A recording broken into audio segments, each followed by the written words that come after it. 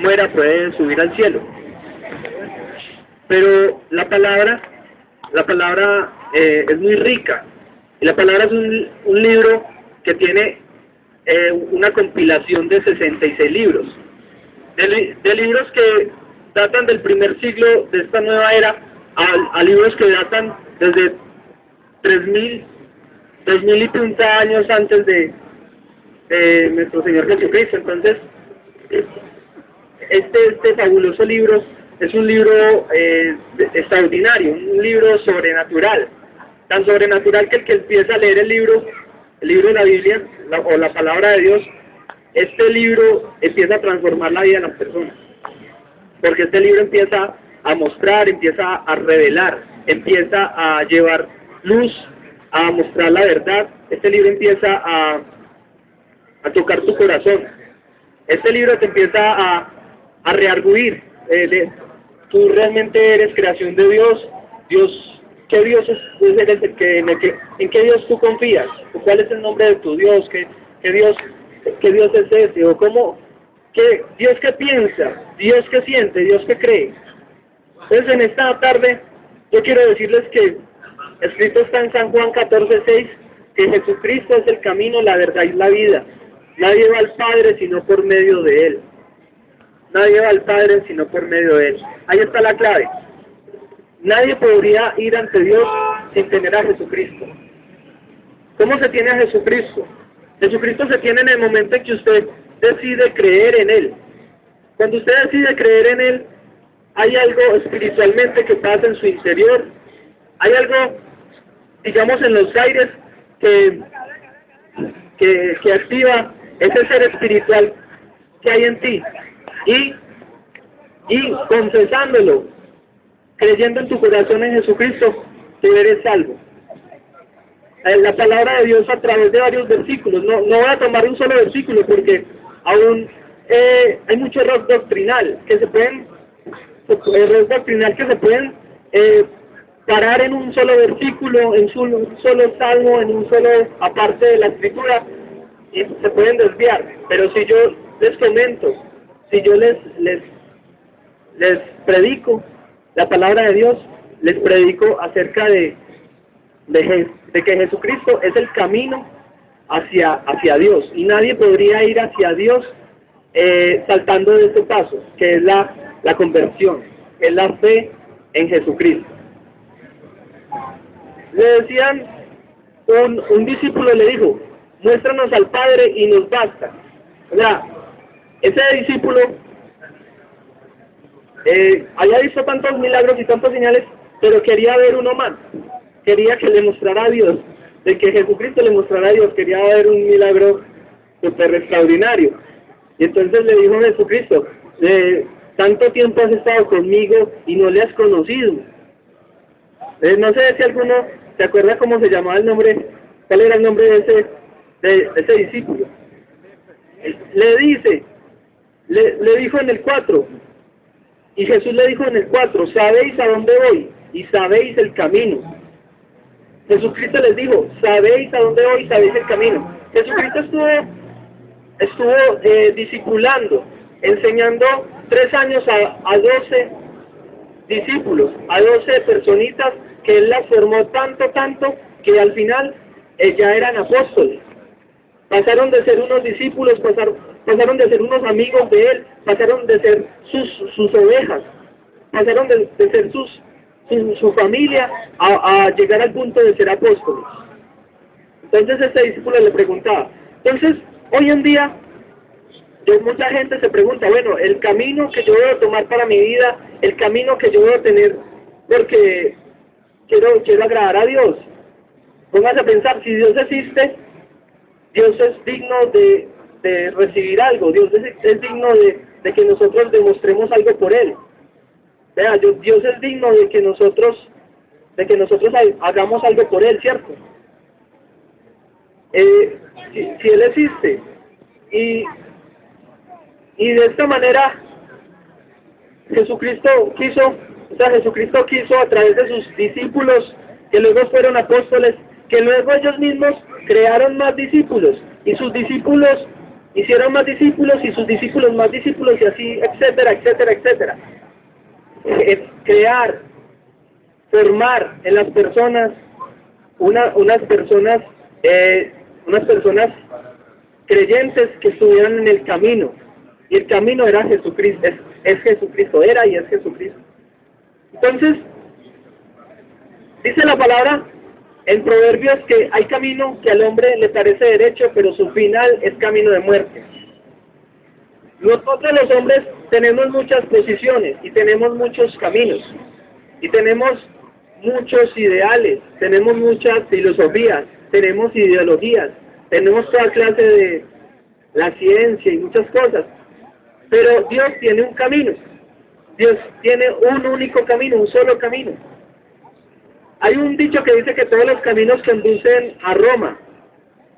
Mucha gente dice que todos los caminos conducen a Dios, o mucha gente diría todos los caminos conducen a Dios, pero le digo no todos los caminos conducen a Dios. Mucha gente se acerca y dice, no, es que los tibetanos, los hindúes, los esquimales, los árabes, hablan, entonces dicen, no, es que cada uno busca a Dios según sus caminos o según sus religiones. Pero yo le digo, nos ha faltado leer la Biblia, nos ha faltado tener conocimiento, un conocimiento acerca de las cosas de Dios, pues del Dios que nosotros, de ese mismo Dios que tenía Jesucristo, de ese mismo Dios que existió, el mismo Dios que fue Dios de Abraham, de Isaac y de Jacob, de ese mismo Dios les estamos hablando. Entonces, no es lo mismo para un musulmán, no es lo mismo para un Hare Krishna, no es lo mismo hay muchísimas religiones, porque el mismo Dios dice que a través de Jesucristo vienen todas las personas a estar delante la presencia del Dios verdadero, creador de los cielos y la tierra. Ellos nunca van a, digamos, en otras religiones no van a confesar y no van a creer en el Señor Jesús. No. Tienen otras filosofías y otros ideales que no comparten y no llegan al punto de Jesucristo como el camino, como la verdad y como la vida. ¿Verdad? Porque por eso mismo que estamos hablando, dentro de tanta filosofía, ideología, dentro de tanta creencia, hay mucha mentira. Hay mucha mentira.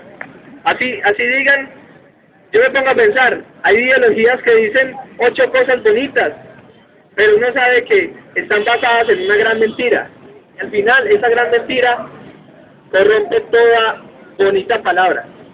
Eso pasa mucho hoy en día. Ustedes ven personajes hablando en la televisión, o personajes en conferencias y compartiendo, pero pueden decir cosas muy bonitas, pero basado en una gran mentira, no es una bendición, no es el propósito de Dios.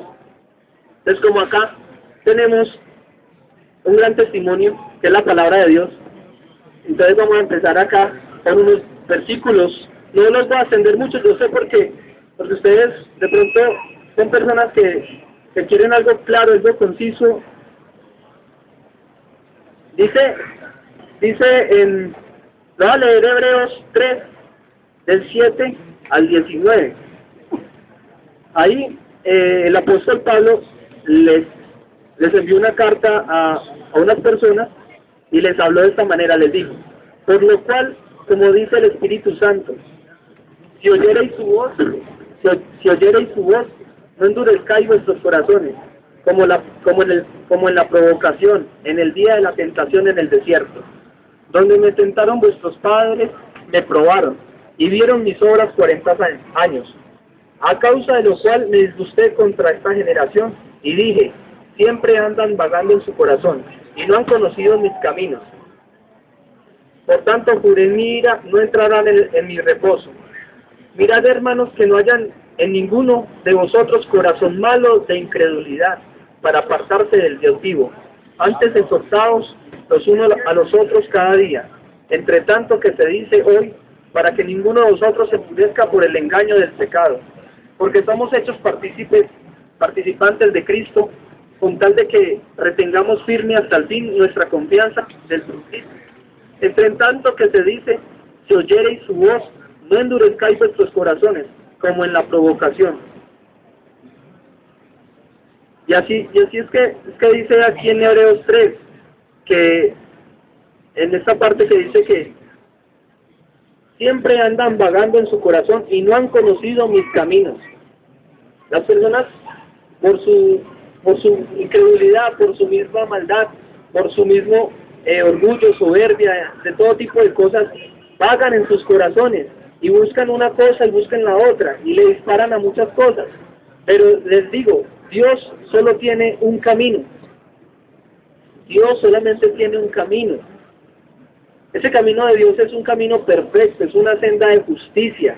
Ese camino está sentado, dice la palabra que Dios tiene su trono en justicia. Dios hace sus cosas perfectas.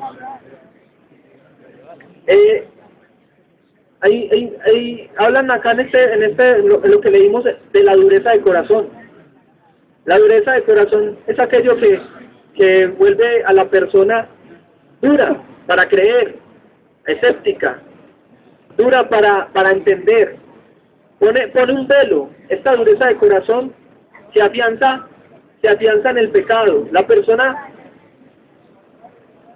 peca desde joven y ese pecado se afianza y crea unas murallas.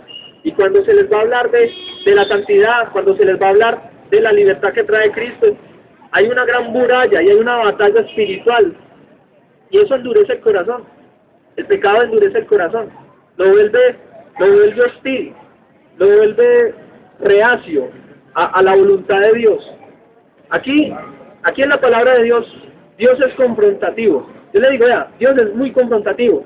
Jesucristo era tan confrontativo que Jesucristo no se sentaba con los fariseos hipócritas y fariseos que por fuera aparentaban algo, pero por dentro eran duros de corazón. Él los confrontaba de una vez, siendo aparentemente las mismas creencias, y siendo las mismas creencias. Es aún tan confrontativo es Jesucristo que con los de sus propias creencias, Él los abordaba y los confrontaba. Y Dios es tan confrontativo que usted se pone a leer la palabra y Dios le empieza indirectamente le empieza a decir, ¿estás conmigo o no estás conmigo? ¿Vas a ser justo o no vas a ser justo? ¿Crees en mí o no crees en mí? ¿De esta manera o de otra manera? Entonces, yo les digo, Dios nada más tiene un camino que dice que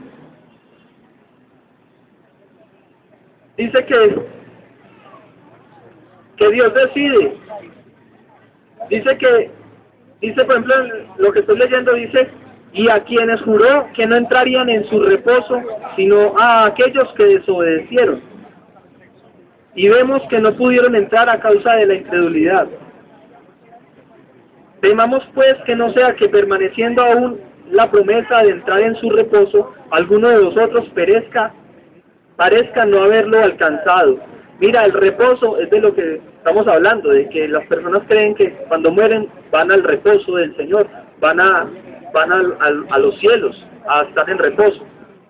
Pero Dios es el único que decide quién va a su reposo y quién no. Y la clave está en Jesucristo, en haber aceptado, en haber creído en Él. Dice, esto es una palabra muy compartida, pero es necesario volverla a compartir por lo importante que es. Eso está en Efesios 2:8. Dice que porque por gracia sois salvos, por medio de la fe. Y esto no de vosotros, pues es don de Dios. Por gracia somos nosotros salvos por medio de la fe en Jesucristo. Eso derriba todo lo que los hombres han querido hacer con la fe. Toda la mercadería que se ha podido hacer con la fe. Todas las estructuras religiosas, humanas.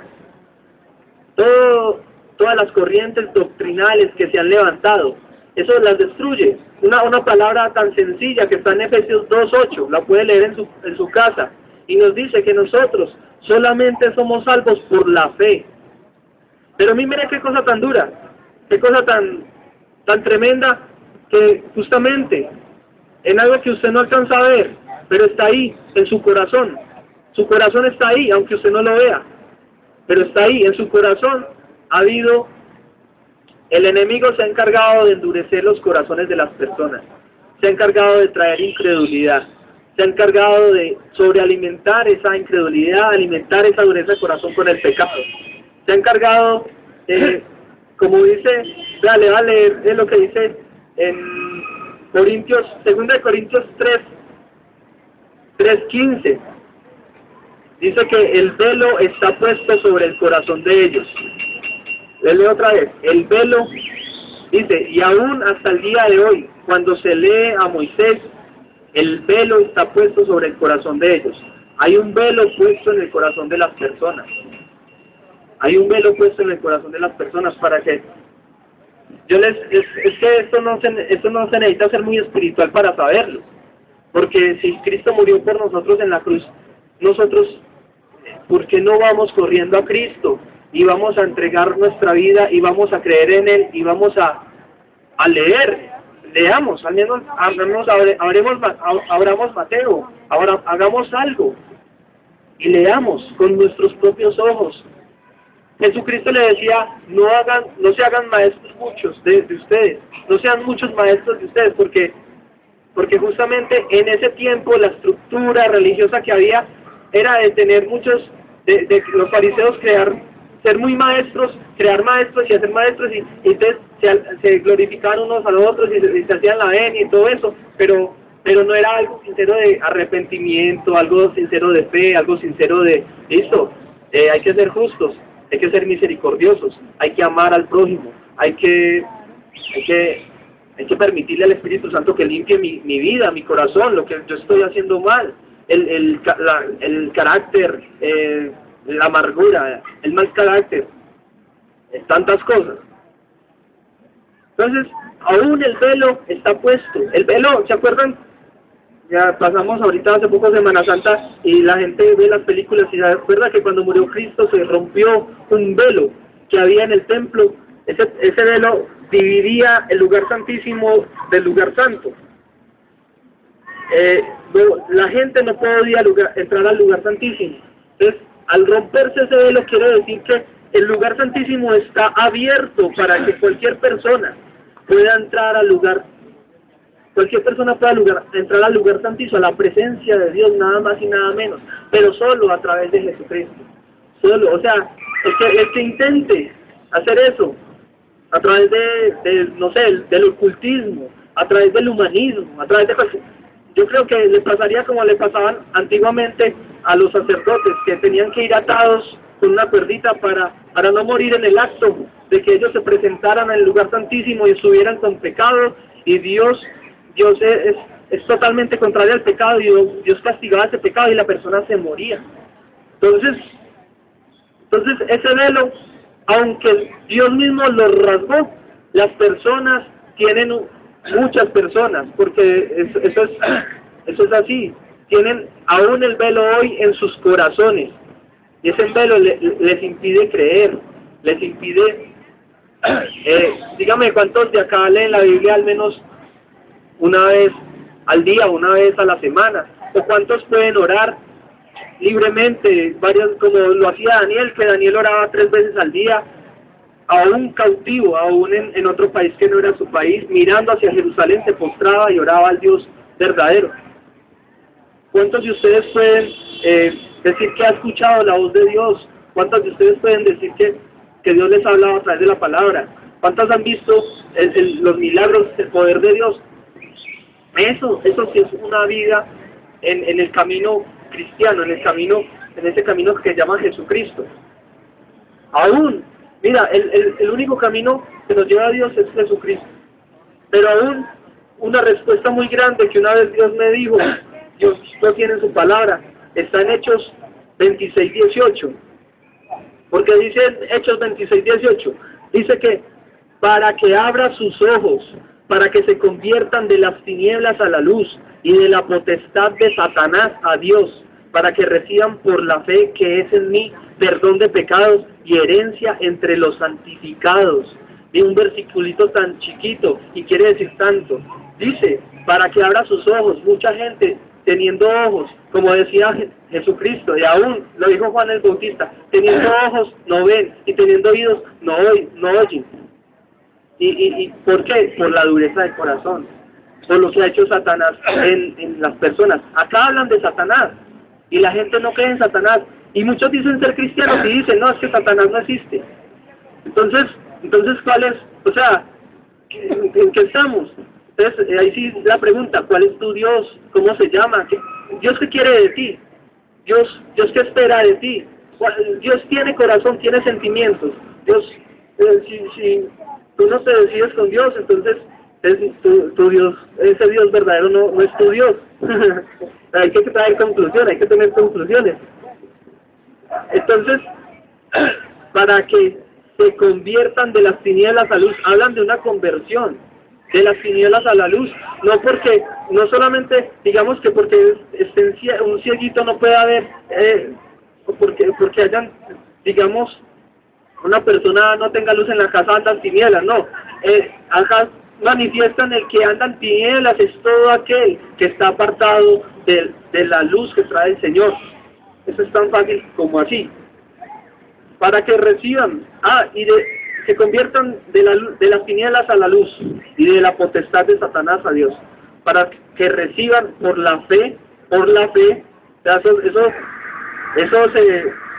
esto se ratifica, esto no son palabras sueltas, esto se ratifica para que reciban por la fe que es en mí, en Jesucristo, perdón de pecados y herencia entre los santificados. Hablan de perdón de pecados porque el que se le perdona los pecados es limpio de pecado, y el que es limpio de pecado empieza a vivir una vida y empieza a caminar una vida santificada, así de sencillamente. La santidad es el apartarse del pecado, tan sencillo como es eso. El problema,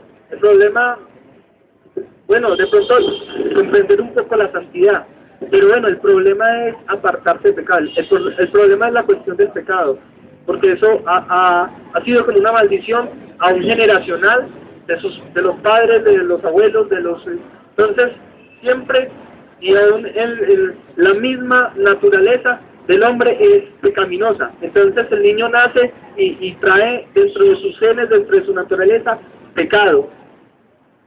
Todos, les digo, todos tenemos la necesidad de Jesucristo, porque como todos hemos pecado y tenemos esa maldición desde Adán, todos necesitamos al Señor Jesucristo que nos limpie los pecados. El que no diga que ha pecado, dice San Juan 1:9, es mentiroso y no conoce a Dios, y que diga que no ha pecado es mentiroso porque se ha pecado. Nosotros hemos pecado, pero necesitamos también la sangre de Cristo para que nos perdone los pecados y poder recibir santidad y poder, cuando estemos delante de la presencia de Dios, entrar en la presencia, entrar en el reposo del Señor. Es fácil decirles una predicación, pero es todo un camino. Vea, un camino que va ante Dios. O sea, es una vida de fe, una vida de creerle a Dios.